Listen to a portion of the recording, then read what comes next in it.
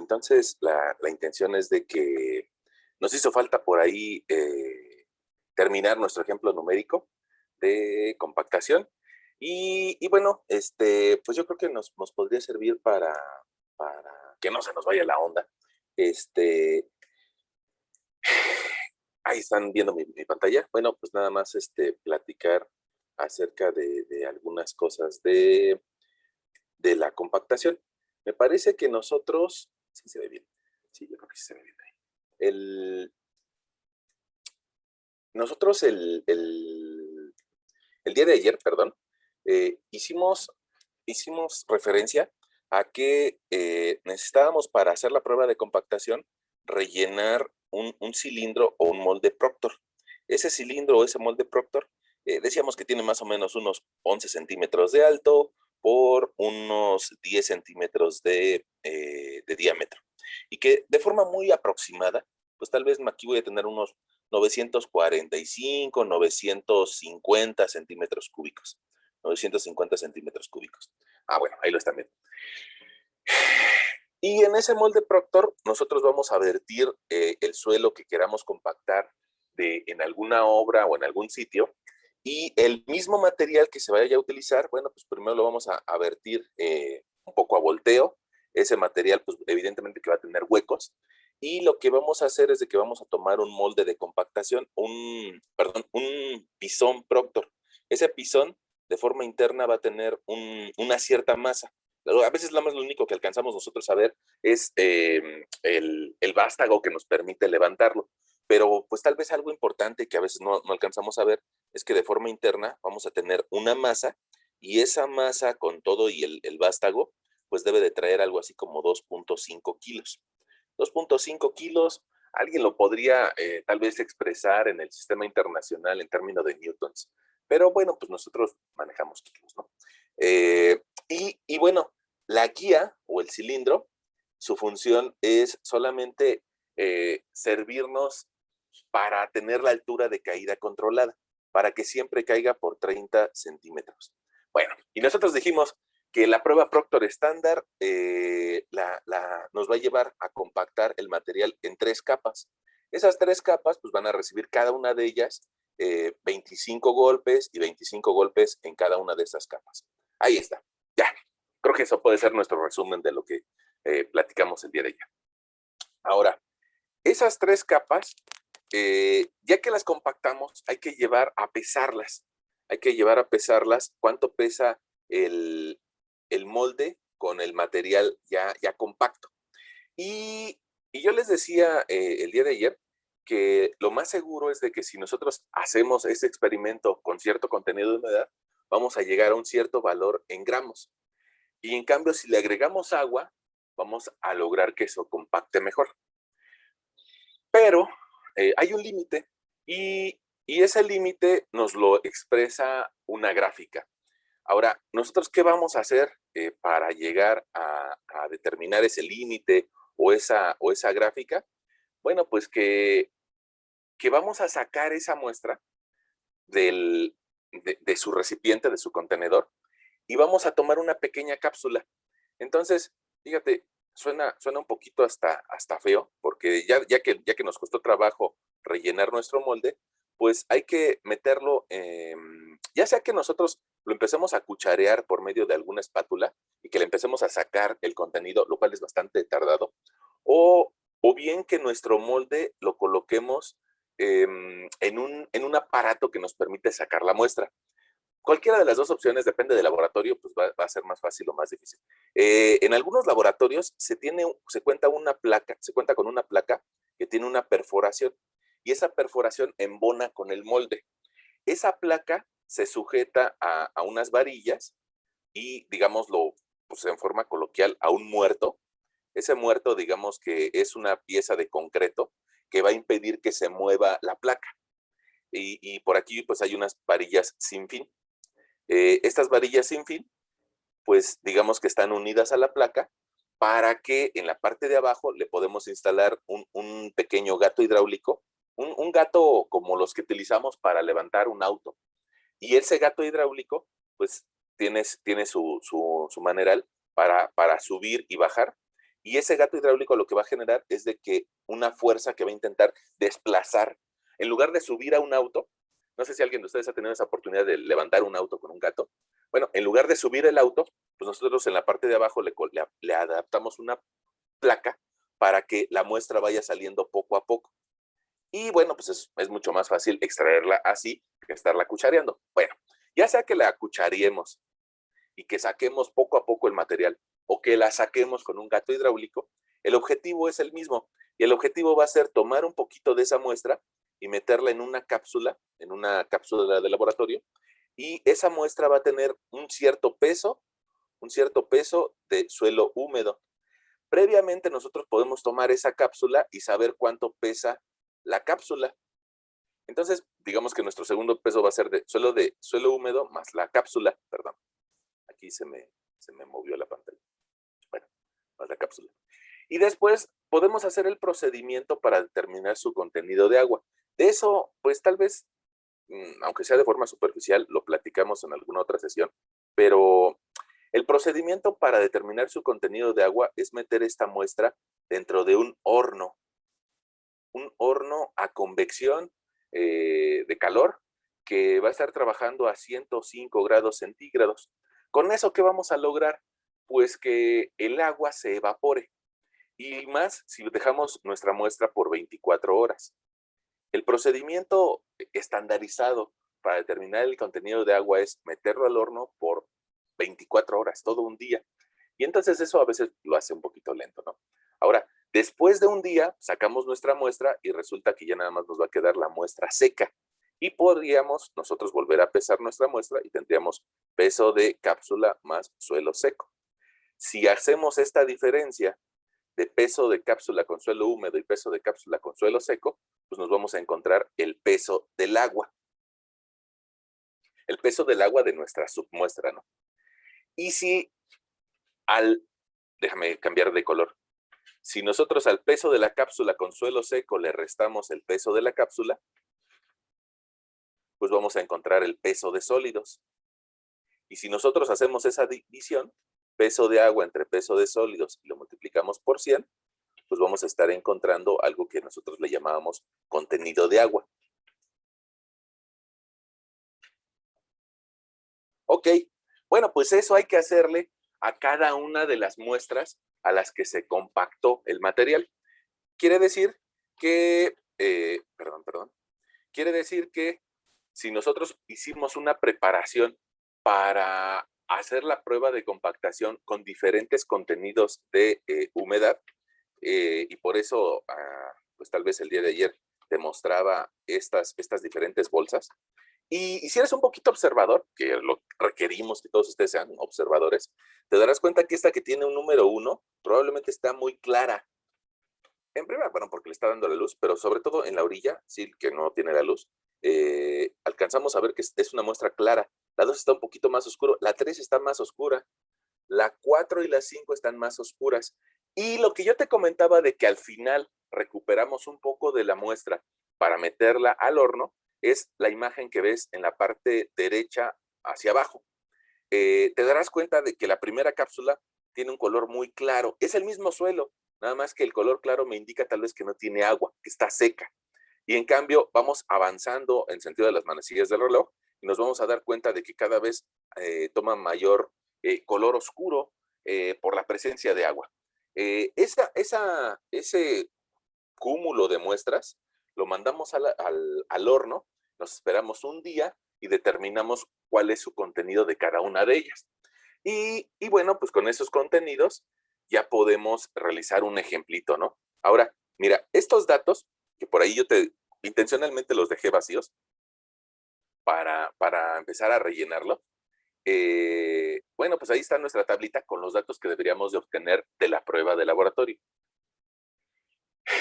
Peso, la primera vez que compactamos, el peso del suelo húmedo, más un molde, pero ojo, mira, estos gramos, estos 5,767, 5,848, esto significa el molde, de la prueba Proctor. Y me voy a permitir regresar dos. Mira, quédatele viendo esta cantidad. Es más, la voy a subrayar. 5,848 es el de esta, no es cierto. Te iba a decir que era el de esta foto, pero no, no es el de esta foto. Aquí hay un 6,074, creo que ese sí viene. 6,000, no, no viene. Bueno, entonces fue de otro día esa foto.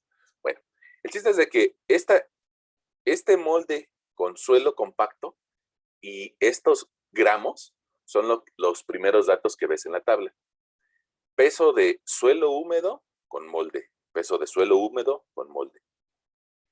Y después vienen algunas columnas vacías. Esas columnas vacías lo que me van a intentar dar, pues es que yo escriba tal vez el peso del molde, el peso del suelo húmedo que quedó adentro del molde y el peso volumétrico húmedo.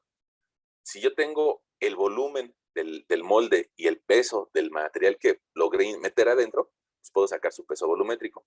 Y del cuchareo que hago de cada una de esas etapas, pues puedo tomar una cápsula y pesarla en una balanza pequeñita, ¿no? Ahora, mira, estas cápsulas que tienes por aquí, pues resulta que pesan 20 gramos, 25 gramos. Y hay que anotar qué cápsula estamos usando, porque aquí tenemos muchas, por lo menos aquí ya estamos viendo 6. Entonces, pues hay que ver, usé la cápsula A28, usé la cápsula 33, usé la cápsula 325. Hay que anotar el número de la cápsula para no perder el dato, ¿no? De qué prueba estamos haciendo.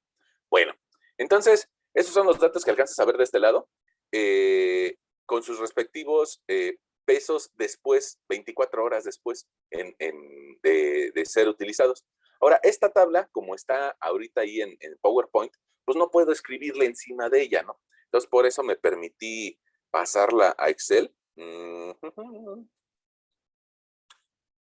Me permití pasártela a Excel e incluso está hasta ahí, ¿no? Hasta ahí copiada, ¿no? Nada más que aquí está en colorcitos y aquí no tiene colorcitos. Ahorita se los ponemos, es lo de menos. Bueno, entonces fíjate, nuestra parte de laboratorio se va a dividir en 2 etapas. Una que tiene que ver con la obtención del peso volumétrico húmedo, y para eso le voy a pintar con un cierto colorcito, le voy a poner que es azul. Y otra etapa consiste en sacar la otra variable de la gráfica. Y la otra variable de la gráfica, pues necesito determinar el contenido de agua. Me faltó un dato. Me faltó un dato ahí. Bueno, ahorita lo sacamos. Ahorita lo sacamos. Vamos a pintar lo de otro color. Vamos a pintarlo de otro color. Bueno, entonces, previo a esa imagen, resulta que tengo otros datos. Y esos otros datos eran unos que yo te decía que había que tomar del molde. El molde que vamos a utilizar hay que medirlo con un calibrador Vernier en la parte superior, en la profundidad, y determinar su peso. Entonces, bueno, pues un calibrador Vernier más o menos cuesta unos 200 pesos. Ahí en la escuela tenemos, nada más que, bueno, ahora por la circunstancia no lo podemos usar. Y determinar sus dimensiones o su volumen. Eso viene en otra tablita, perdón, que ahí también la tengo en PowerPoint y que la copié a Excel. Mira, esa misma tablita, ahora la verás acá arriba. Ahí está. Mira, estos datos, yo nada más los copié al Excel. Te darás cuenta de que son los mismos. Entonces, pues ya nos podemos olvidar de esa tablita en imagen y nos podemos olvidar de esta tablita de por acá, que está también en imagen. Bueno, y podemos construir nuestra tablita, que es lo que nos pasa en muchas ocasiones, ¿no? Nos llegan unos ciertos datos y pues hay que trabajarlos. Miren, pongamos aquí nuestro ejemplo, nos da unos valores de diámetro del molde y la altura del molde. ¿Qué quiere decir? Que con esos dos nosotros podríamos determinar el volumen. En este caso, pues el área de la sección transversal,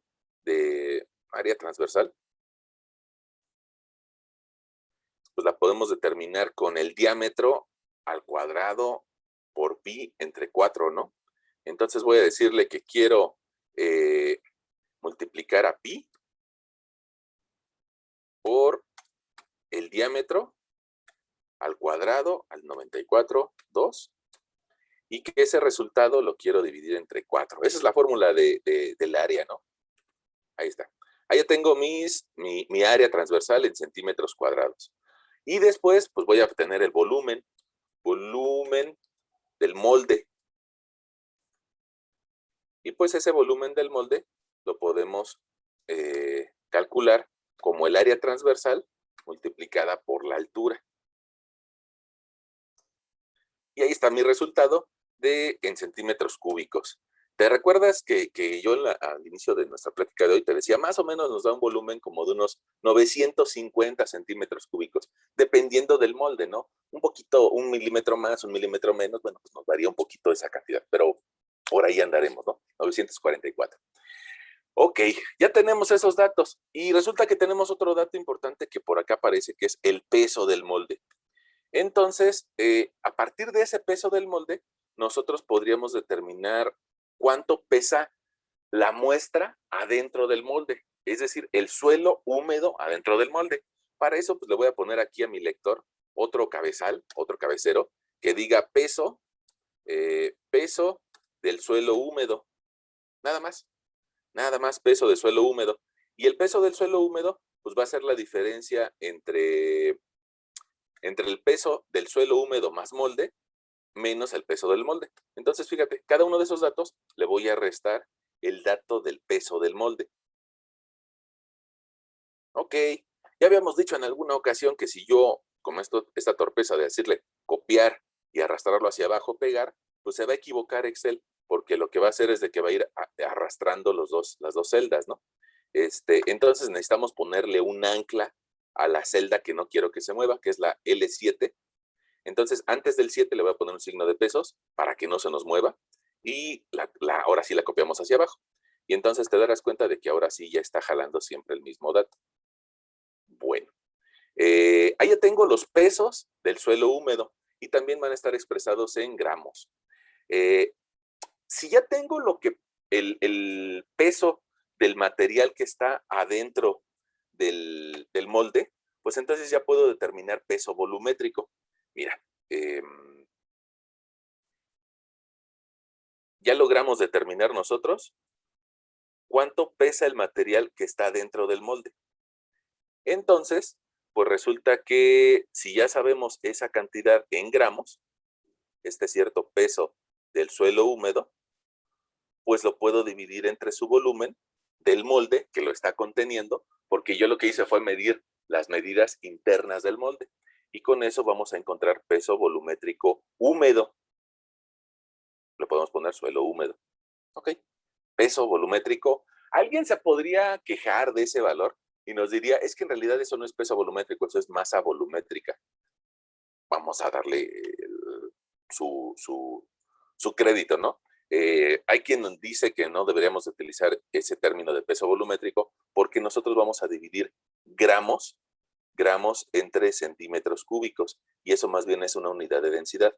Sin embargo, parte de nuestra práctica común es todavía manejar esos pesos en gramos, no en newtons. Bueno, vamos a hacerlo. Entonces, aquí al ladito, yo puedo determinar el peso volumétrico, y le voy a poner húmedo. Me faltó el espacio. Ah, no. Sí.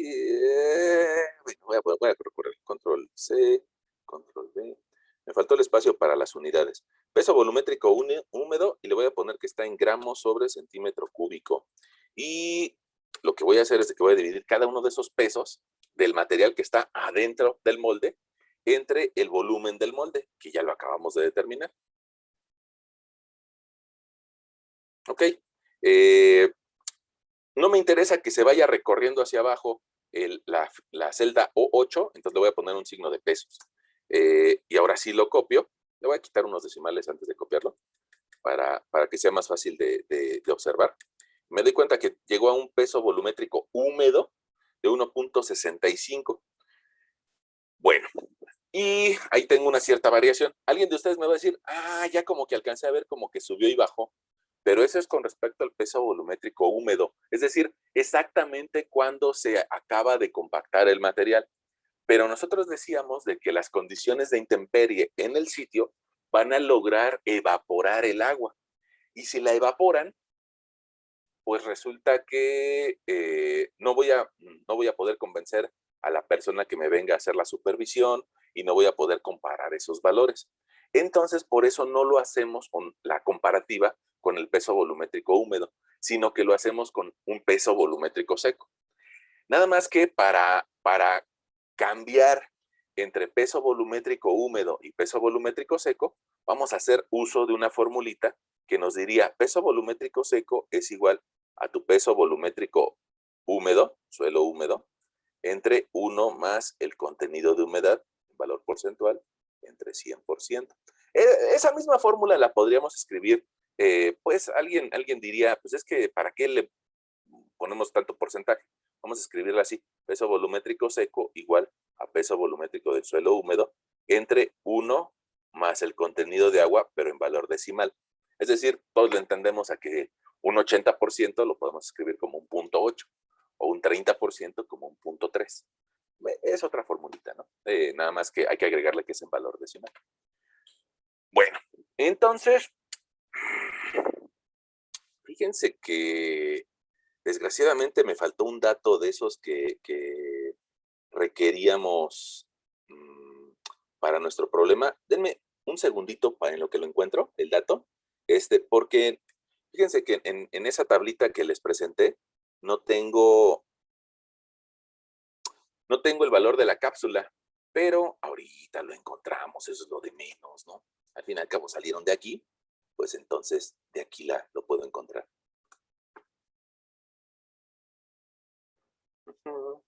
Bueno. ¿Cómo ven? ¿Hacia el peso volumétrico tuvieron alguna bronca para determinarlo? ¿O se les complicó algo? Todo bien, profe. Ah, qué bien. Bueno.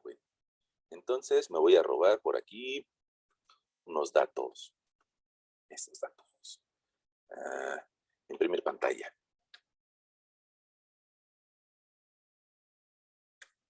Control B.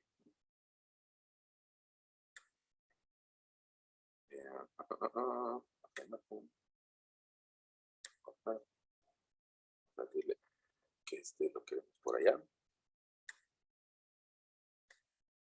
Y a ver si lo puedo traer. Ahí está. Me faltó el dato del peso de la cápsula.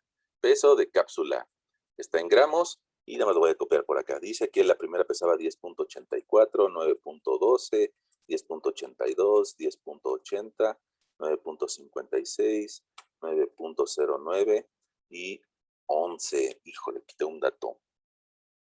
A ver si nada más lo agregamos, ¿no? 5.997 y eso es cápsula más suelo húmedo 63.47 y 53.09 10 11.21. Ya, perdón. Bueno, eso no lo había visto y me había hecho falta ese dato. Bueno, entonces el peso volumétrico ya lo determinamos y resulta, y alguien me va a decir, ¿y eso para qué lo queremos hacer? Ah, bueno, vamos a recordar para qué lo queremos hacer.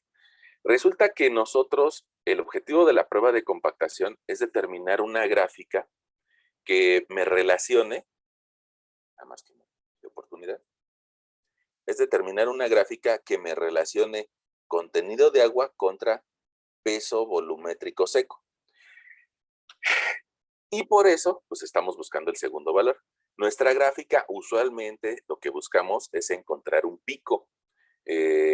Y para eso estamos graficando esos valores en Excel. Déjenme regresar al Excel. Bueno, y entonces ahora sí ya tenemos los datos de peso de cápsula con suelo húmedo, peso de cápsula con suelo seco y peso de cápsula. Si yo resto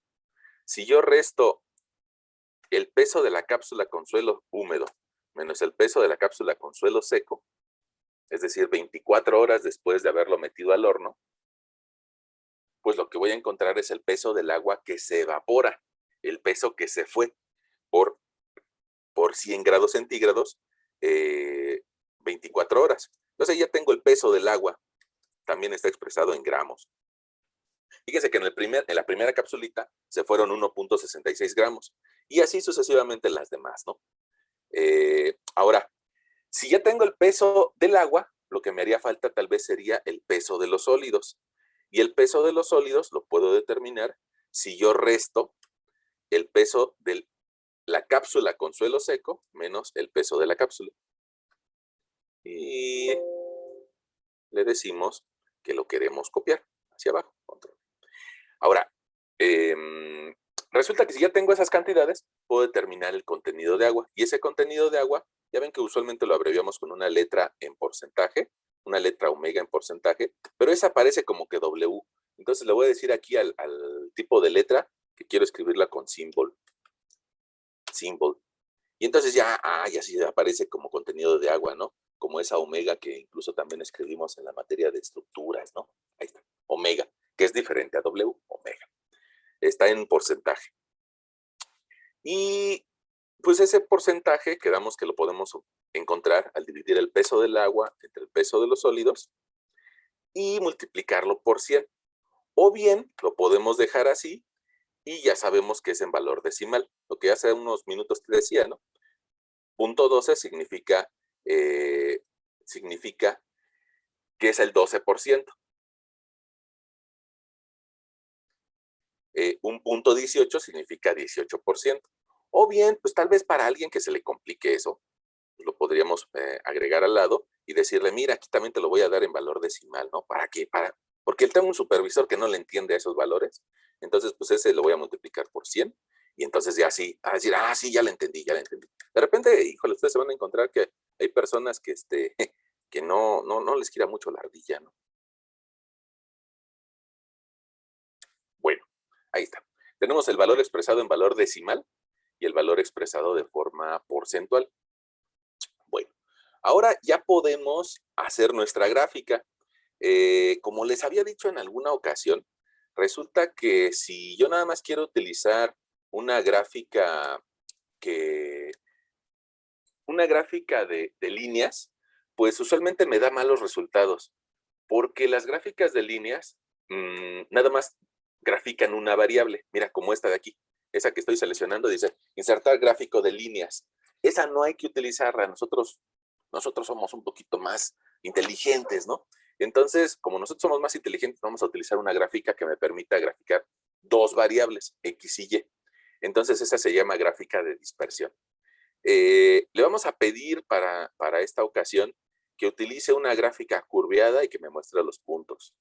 Ahí está. Ahora, el Excel pues ya se está adelantando, ya me está tal vez intentando dar una gráfica, pero te darás cuenta de que esa gráfica pues está bastante feíta. Ni siquiera sé que me esté graficando. Entonces le voy a suprimir y otra vuelta voy a seleccionarla, pero de preferencia tomen los valores de Y. Si te das cuenta, lo que yo quiero graficar como valores de Y es peso volumétrico seco. Entonces, me voy a regresar a mi tablita y busco peso volumétrico seco. Nada más que todavía no lo tengo. Todavía no lo tengo. Híjole. Entonces vamos a agregarlo, ¿no? Vamos a decir peso volumétrico seco. Nosotros decíamos que ese peso volumétrico seco lo podíamos encontrar dividiendo el peso volumétrico en estado húmedo entre 1 más el contenido de agua decimal. Mira. Mira. Ahí está la fórmula. Gamma D viene de dry. Ya ves que los gringos, para establecer esto de seco, le escriben así como dry. Inclusive este tipo de playeras, que hace tiempo yo utilizaba porque iba a correr, ahora ya no. Este tipo de playeras se llaman dry fit. Y se llaman así porque se supone que cuando vas corriendo, sudas y tiene las condiciones para que solitas se sequen. Bueno, hace algún tiempo yo las usaba, ¿no? Ese término dry es el que le da la letra D al peso volumétrico seco. Y alguien me va a decir, ay, ¿no podemos poner ese simbolito? Sí, sí lo podemos poner. Entonces vamos a ponerlo por acá arriba. Y vamos a ponerle una G para el peso volumétrico, una G minúscula y luego una D. Ok, pero ahí se ve re feo, ¿no? Entonces vamos a tomar la G y le vamos a cambiar el tipo de letra por symbol. Symbol. Y entonces, mira, ya hasta se ve bonita. Vamos a decirle que la queremos un poquito más grande para que vea mi supervisor que sí sé cambiar el tipo de letra y sí sé escribir peso volumétrico. Entonces, ese es peso volumétrico seco y el de este lado es un peso volumétrico de suelo húmedo. Bueno, ahí está. Peso volumétrico seco, sus unidades, también las vamos a manejar en gramos, gramos por centímetro cúbico. Tal vez a alguien ya hasta le cayó mal esa explicación, pero pues siempre vale la pena recordarlo. Desgraciadamente, esta unidad de gramos, gramos entre centímetro cúbico, en realidad debería de ser, híjole, gramos entre centímetro cúbico, debería de ser una unidad de densidad.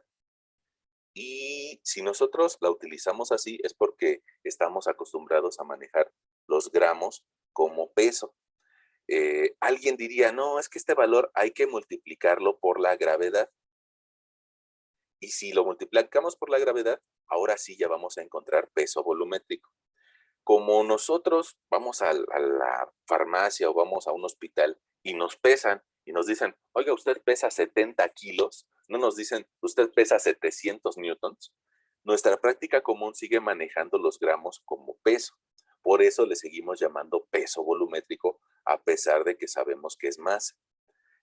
Probablemente alguien ya le chocó esa explicación, pero pues hay que aclararlo, ¿no? Entonces, nuestras unidades de peso volumétrico seco, ahorita me dio 1.47, al hacer esa división de eh, peso volumétrico húmedo entre 1 más contenido de humedad.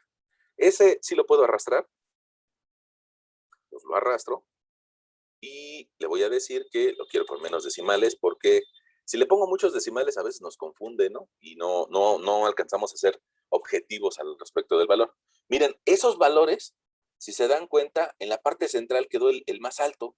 Ya lo podemos identificar, ya lo podemos pues prácticamente palomear en dónde se va a compactar mejor ese material. Y también nos está diciendo con qué contenido de agua se va a compactar bien, con un 18%.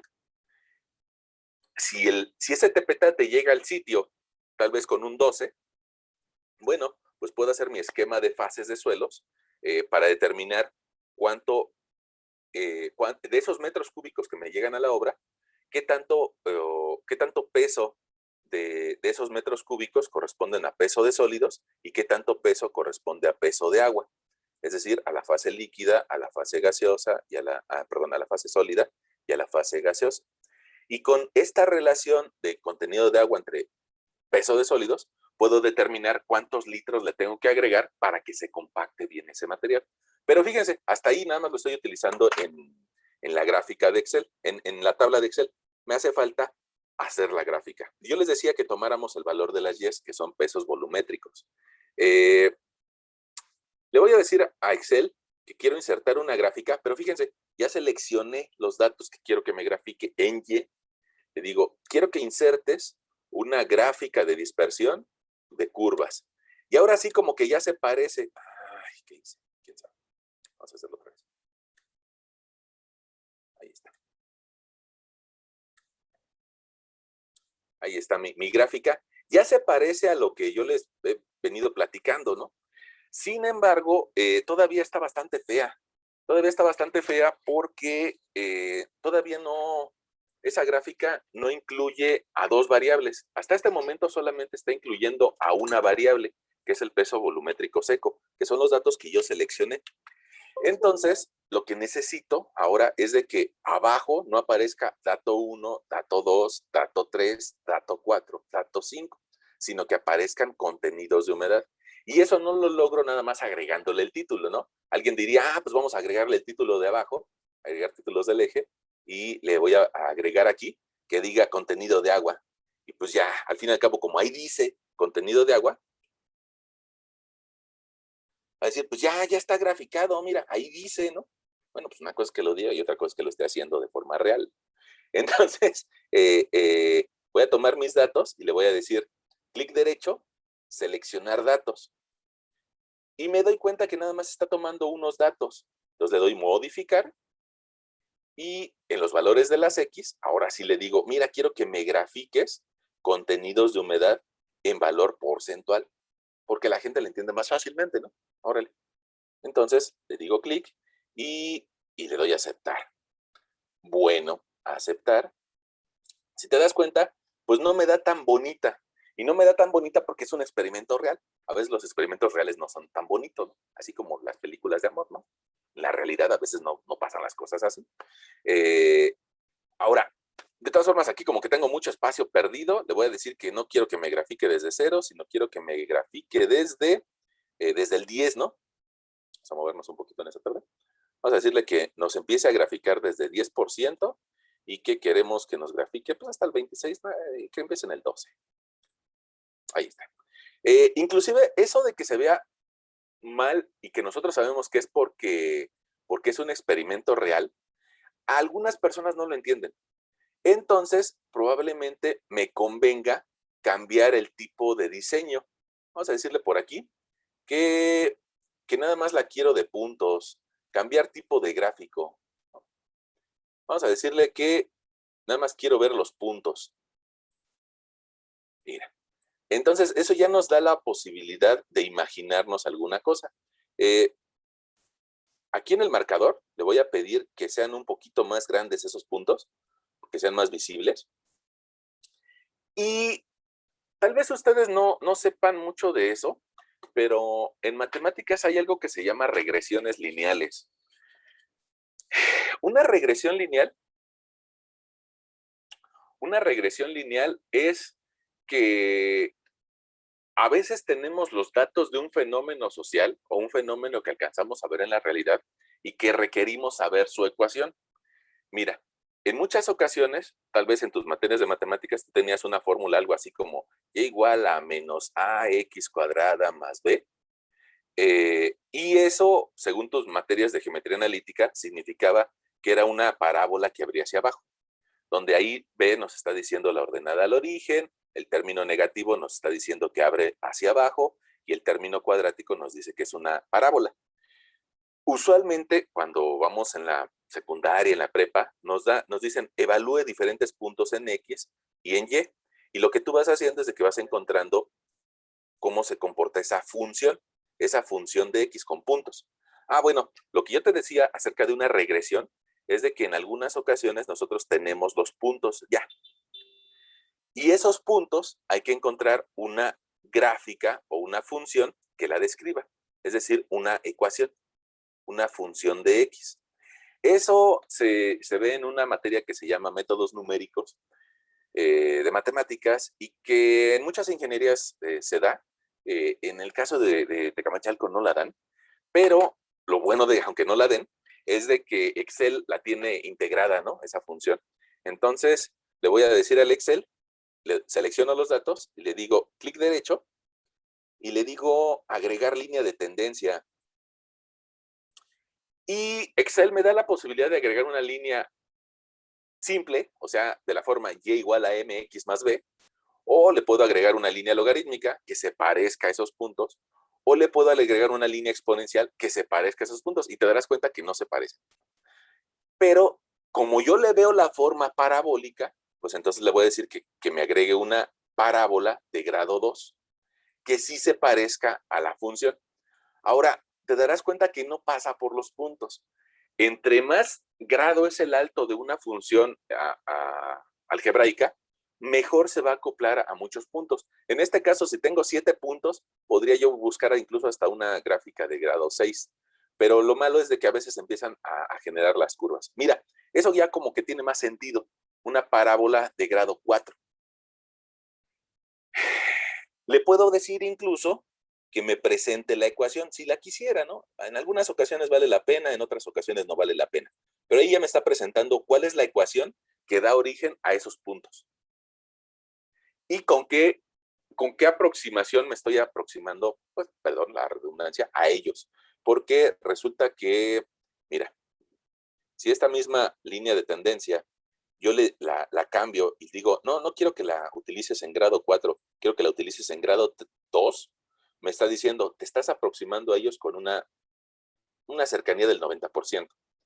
Si la elevo al grado 3, con un 92%. Si la elevo al grado 4, con con un 99%. Y alguien me dirá, pues hay que darle más grados, ¿no? Ah, bueno, pues sí. En más grados como que parece como que me acerqué mejor a la línea, pero me da esta forma que honestamente no me gusta desde el punto de vista de mecánica de suelos. Matemáticamente, mira, esa ecuación se aproxima mejor, pero desde el punto de vista de mecánica de suelos no me gusta que haga esa curva hacia abajo. Entonces, por eso me voy a quedar tal vez en una expresión elevada o que tenga un desarrollo a la cuarta potencia. Eso no es estrictamente necesario que lo hagan. Incluso vamos a borrarla. Pero esta gráfica como que ya las personas la entienden. Dicen que nosotros, de hecho, nosotros, bueno, alguien me va a decir, no generalice, ¿no? Pero en el caso muy particular mío, compactación. En el caso muy particular mío, dicen que los ingenieros somos medio torpes y que por eso hacemos dibujitos, ¿no? Como los planos, para que todo el mundo le entienda. Usualmente eso es lo que tiene de bonito los planos, que todo el mundo le entiende. Inclusive, pues personas que no tienen una formación en construcción, le entienden.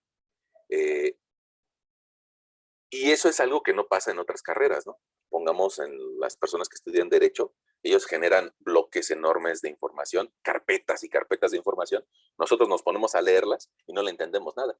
En cambio, alguien que ve un plano, a pesar de que no sea arquitecto, como que ya entiende algunas cosas. Bueno, en este caso el eje vertical se llama peso volumétrico seco. Si llega nuestro corrector que nos dice, no, es que eso no es peso volumétrico, es masa volumétrica, pues le hacemos caso, ¿no? Vamos a decirle a nuestro lector que esto está en gramos sobre centímetros al cubo. Ahí está. Ahí está nuestra gráfica. Y si nuestro corrector pues es un poquito payaso, le podemos entregar otra gráfica donde sí le entreguemos el valor con peso volumétrico. Y para eso le vamos a cambiar el título. Peso volumétrico y le vamos a expresar esta cantidad en kilonewtons sobre metro cúbico. Ahora, evidentemente que si le cambio el título no significa que ya lo hice, ¿no? Necesito una columna que traiga pesos volumétricos y con qué graficar. Entonces lo voy a utilizar la columna de al lado. Mira, voy a tomar mis datos y le voy a decir, no quiero que me grafiques las masas, sino ahora los pesos volumétricos. Y la columnita de al lado le vamos a robar estos títulos. Y vamos a decir que esto es masa volumétrica y al otro peso volumétrico. Lo vamos a colocar en kilonewtons. Kilonewtons por metro cúbico. Y para hacer la transformación vamos a multiplicar cada uno de estos valores por la gravedad. 9.81. Y ya tenemos nuestra gráfica ahora en kilonewtons. Porque les va a tocar que algunas personas son payasitas, ¿no? De repente, pues alguien te puede rechazar algún proyecto. No, pues es que usted no trae unidades internacionales. Bueno, pues te la doy en unidades internacionales. Kilonewton por metro cúbico. ¿Cuál va a ser la diferencia? Pues aquí el 1450 es lo mismo que acá arriba significaba 1.45. Es prácticamente la misma gráfica, nada más que en unidades distintas. Bueno, creo que eso es lo que tendríamos que decir nosotros acerca de la prueba de compactación en laboratorio. Bueno. Me hace falta algo. Me hace falta decirle al constructor con qué humedad debe de compactar. Para eso, yo creo que lo voy a hacer de una forma sencilla. Vamos a suponer que nosotros le entregamos esto al constructor. Evidentemente que nuestros cálculos no le interesan, entonces vamos a hacer nuestra gráfica que entre dentro de ciertas celdas. Miren, yo sé que no, a algunos de ustedes no sé por qué se les dificulta mucho el Excel, y yo creo que sí deben de aprender a usarlo porque se preocupan bastante, ¿no? Fíjense, aquí a esas celdas que seleccioné, le voy a decir que esa va a ser mi área de impresión, establecer área de impresión, y que quiero nada más ver el área de impresión. Quiero ver el diseño de página, la vista de salto de página. Entonces, haz de cuenta que nada más va a imprimir eso. Lo demás me va a quedar a mí como dato y lo único que le voy a entregar al constructor va a ser esta imagen. Incluso le puedo decir, mira, control P, te vas a dar cuenta que nada más va a imprimir eso. Ah, pues para todo dar, ¿no? Inclusive le puedo cambiar el escalado, lo que sea, ajustar a una página. Bueno, ahí está. Nada más estaría entregando eso. Pero a veces el constructor dice, bueno, yo lo que quiero de la gráfica de compactación es de que me digas en dónde, con cuánta humedad debo de compactar. Entonces, para eso, le voy a decir que le voy a insertar una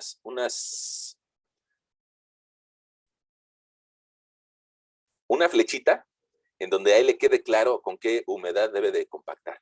Lo voy a hacer así de forma muy sencilla. Mira, le voy a decir, mira, aquí está tu contenido de agua óptimo.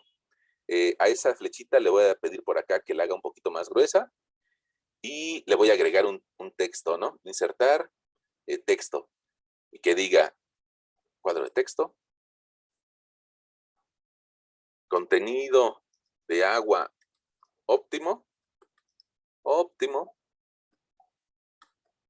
le vamos a decir que es un 18% o un 18.1%. Bueno, probablemente habrá que ser un poquito más cuidadosos con ese valor. Ahorita le ponemos un poquito más de identificación. Y entonces aquí lo que le estoy diciendo a mi constructor es, si quieres que se compacte bien, llévalo a 18%. Oye, pero es que me llegó el material medio seco y no tengo agua. Ah, pues te va a costar trabajo compactar. Nada más si llegó con 14%, pues te va a costar mucho trabajo compactar y eso va a requerir que te la pases pues muchas horas con el equipo de compactación dándole una y otra y otra y otra pasada y eso tiene un cierto costo, ¿no? Entonces te conviene agregarle agua para que se compacte más rápido. O al revés, puede ser que esté muy húmedo, puede ser que el constructor me diga, es que estuvo lloviendo ayer y el material está húmedo. ¿Qué puedo hacer? Pues honestamente yo te diría, yo preferiría con una motoconformadora esparcir el material y bajarle el contenido de agua a que se te aguachine. Si esparces el material, le va a pegar el sol y va a bajar su contenido de humedad. O bien le podrías echar, si digamos que es urgente, es que ya me urge, porque luego así son los constructores, ¿eh? Todo les urge. Ya me urge compactar, bueno, pues échale cal. Si le echas cal, la cal va a absorber la humedad y entonces te va a dar un material más trabajable. Pero entonces habría que hacer, de forma honesta, habría que hacer una prueba de compactación que incluya un contenido de cal. Usualmente nos da mejores resultados. De hecho, es una forma de mejorar al suelo. Habrán escuchado ese término de mejoramiento de suelos. Algunos suelos que son finos y que son muy plásticos, se le puede agregar un porcentaje de cal o de cemento para mejorar las condiciones de compactación y de resistencia de ese suelo. Entonces, el agregarle cal, más o menos en un valores de 5% o 6% en peso, te va a dar mucha estabilidad, inclusive para un suelo malito. Fíjense que aquí veo un mensaje en el chat y dice, profesor, pero cuando se pasa de compactación se empieza a fisurar el suelo, aún teniendo agua, ¿es el mismo término? Cuando se pasa de compactación, se empieza a fisurar el suelo. Pues es que bueno, a ver, déjenme platicarles algo. A ver si con eso queda. Déjenme volverles a compartir mi pantalla, compartir pantalla, compartir.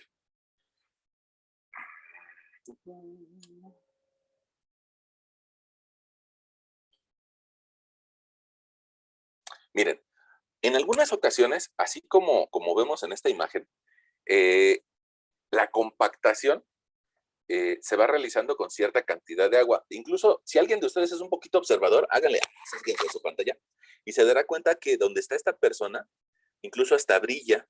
En esta zona donde estoy, pues tal vez pasando el indicador, hasta se ve reflejada. Eso me indica de que este material compacto está tan compacto y con cierta humedad que me permite reflejar a la persona. Bueno, Pero el compañero nos dice, es que a veces se llega a fisurar. Bueno, lo que pasa es de que esa superficie compacta, me cambió de pantalla, esa superficie compacta podría presentar algunas fisuras. Entonces, a veces lo que hacen los constructores es de que le avientan, ya que está compacta, así como lo ves en esta imagen, le avientan granos de arena o de cal. Y ese granos de arena o de cal les sirven, ellos lo dicen, para sellar. Porque se dan cuenta de que a nivel de superficie todavía hay algunos poros. ¿Por qué? Pues porque tenemos una granulometría distinta, ¿no? Probablemente si le hacemos un zoom, aquí vamos a ver algunos granitos y probablemente dejaron estos poros. Entonces, con esa cal a nivel de superficie más alta, pues resulta que termina por rellenar estos huecos que se pudieron haber encontrado de forma natural. Puede ser lo que nos pregunta el compañero. Ahora, la otra cosa que nos pregunta el compañero de que se pudiera abrir, pues puede ser más bien que le haga falta agua, ¿no? Que no se esté compactando bien y porque le esté haciendo falta agua. Último comentario, yo creo que de este, fíjense que a veces, también se los tengo que decir, es una práctica común que hay personas en obra que no hacen la prueba de compactación. ¿Por qué? Pues porque se tienen que esperar un día a que les dé el contenido de agua al laboratorio. Entonces, los operadores tienen una práctica muy común, que es que toman ese suelo entre sus manos, eh, toman el suelo entre sus manos y lo oprimen, lo aprietan. Fíjense que lo que pasa usualmente cuando el material está muy seco y tú lo oprimes, es que se desmorona y se te cae por completo. En cambio, cuando está húmedo, tú lo oprimes y se te queda embarrado en la mano. Y de esa forma, el operador del equipo de compactación, en muchas ocasiones, ya sabe si el material está bien o con una buena humedad para compactar o no. Cuando se le queda pegado en la mano, dice, ya me pasé de agua. Entonces le agregan más material seco. Con la motoconformadora lo uniformiza. O si se les resbala, pues está seco. Entonces, ellos lo aprietan y usualmente un buen punto para compactar es que lo aprietes y se te forme un muñeco, una muñeca, un molote, que lo aprietes y te quede formado. Que no se te embarre en la mano y que no se te caiga desmoronado. Entonces, cuando se forma el muñeco, digamos que el constructor o el operador ya encontró el máximo grado o un buen contenido de humedad con el que se puede compactar. Esa es una maña, perdón, no se lo estoy mostrando. Compartir otra vez. Compartir pantalla. Les decía, cuando el operador aprieta el material, el suelo, y se les forma un muñeco, digamos que el operador ya encontró el contenido de agua óptimo sin hacer la prueba. Con sus salvedades, ¿no? Con sus salvedades. ¿Les funciona en muchas ocasiones? Pues sí, eso es cierto, ¿no?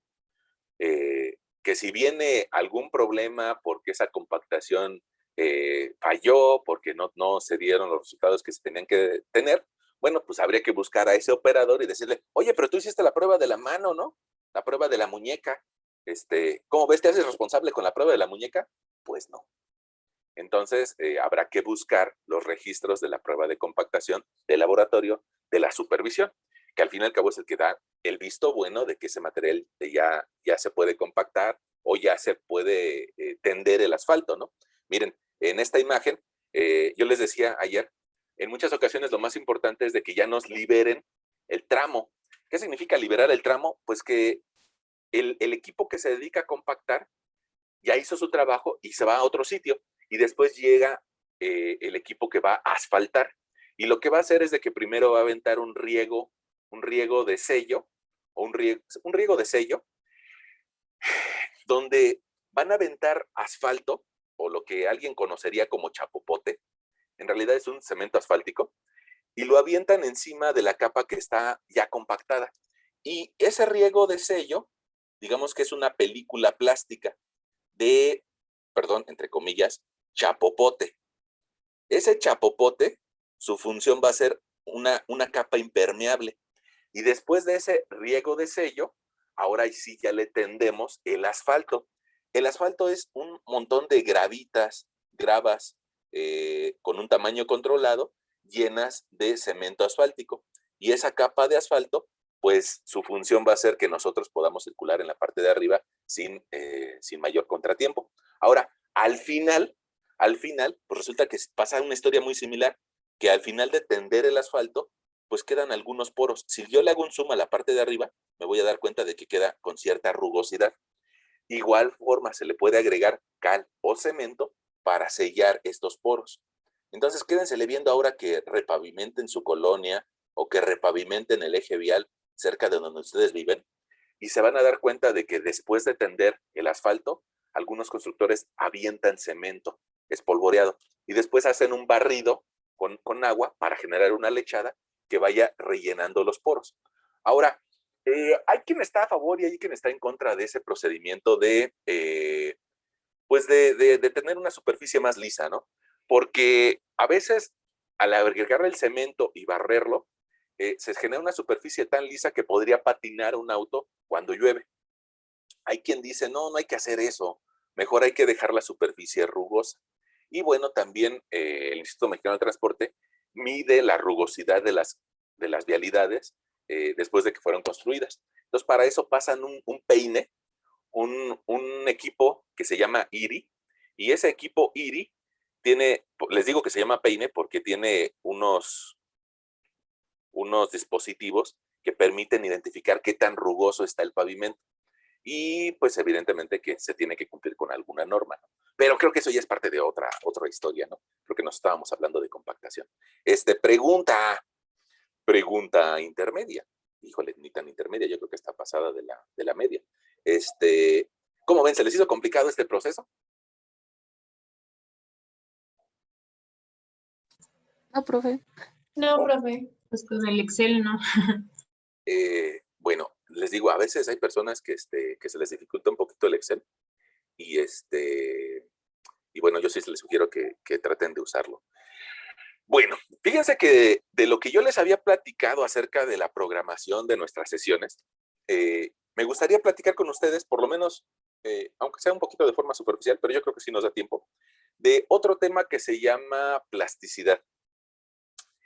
Ese tema que se llama plasticidad, yo creo que podríamos hacer un truquito con el amigo Zoom y decirle que aquí pare la grabación